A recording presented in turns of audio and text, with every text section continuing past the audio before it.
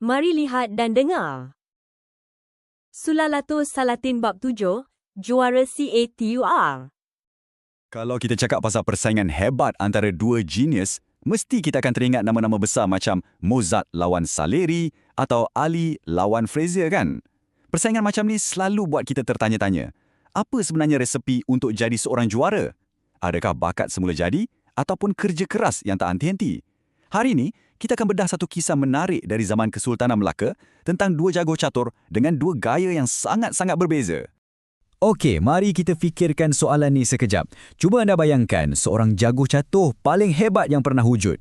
Dah, sekarang bayangkan dia bermain tapi tanpa fokus langsung pada papan catur tu. Bunyi macam mustahil kan? Inilah dia kisah seorang maestro yang langgar semua peraturan tentang cara seorang juara sepatutnya berfikir dan bertindak. Okey, bahagian pertama, juara dari Pasai. Kisah kita ni berlaku di Pelabuhan Melaka yang sibuk, satu pusat perdagangan dan budaya yang gah pada zaman kegemilangannya. Dan di sinilah seorang legenda baru tiba dari seberang lautan. Nama dia Tun Bahara, seorang pakar catur yang datang dari Pasai. Kedatangan dia ke Melaka ni bukan sekadar lawatan biasa tau. Dia datang dengan reputasi sebagai pemain yang tak boleh dikalahkan. Dan tak lama lepas tu, satu Melaka mula bercakap-cakap pasal kehebatan dia. Petikan daripada Sulalatus Salatin ni dah cukup untuk terangkan segalanya. Tiada siapa menyamai dia pada zaman itu. Ini bukan puji-pujian biasa. Ini satu pengisytiharan yang menunjukkan seorang jago unggul telah tiba dan tak ada seorang pun di Melaka yang mampu menandingi kehebatannya. Jadi, apa yang buat Tun Bahara ni istimewa sangat?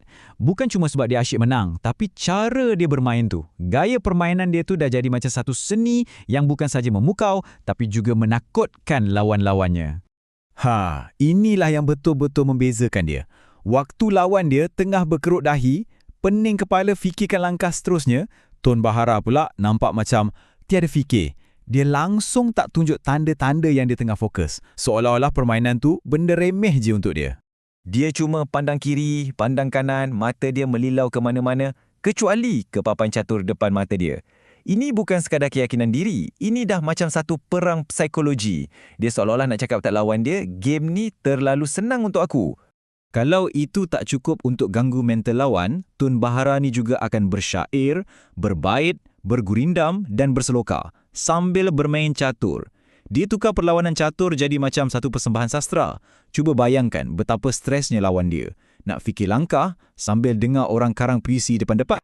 Kepantasan dia pun memang luar biasa. Teks asal gambarkan dia sebagai terlalu bangat. Maksudnya, cepat gila. Sebaik sahaja lawan dia buat gerak, Tun Bahara terus balas tanpa teragak-agak sikit pun. Kepantasan macam ni bukan sahaja tunjuk kehebatan dia, tapi ia juga bagi tekanan mental yang sangat dahsyat pada sesiapa yang berani cabar dia. Dengan seorang juara yang begitu dominan, persoalan yang timbul ialah adakah sesiapa dekat seluruh Melaka yang mampu lawan dia? Adakah sesiapa yang cukup berani untuk berdepan dengan genius dari Pasai ni dan pertahankan maruah Melaka? Rupa-rupanya ada seorang. Nama dia Tun Pikrama, anak kepada Bendahara Paduka Raja. Dialah satu-satunya pahlawan catur Melaka yang dianggap setaraf dan harapan terakhir Melaka untuk menentang kehebatan Tun Bahara dengan cara yang sekali-kali berbeza. Teks sejarah ada catatkan ia juga yang dapat sedikit melawan Tun Bahara itu. Perkataan sedikit tu penting sangat tau. Ia tunjukkan betapa hebatnya Tun Bahara, tapi pada masa yang sama, ia sahkan yang Tun Pikrama ni memang seorang pencabar yang sah dan mampu bagi saingan yang sengit. Pertembungan diorang ni bukan sekadar perlawanan minda biasa. Ia dah jadi satu perang psikologi di mana menang dan kalah tu dipisahkan oleh garisan yang sangat nipis dan maruah adalah taruhan utamanya. Syarat pertaruhan diorang ni memang unik dan penuh tekanan.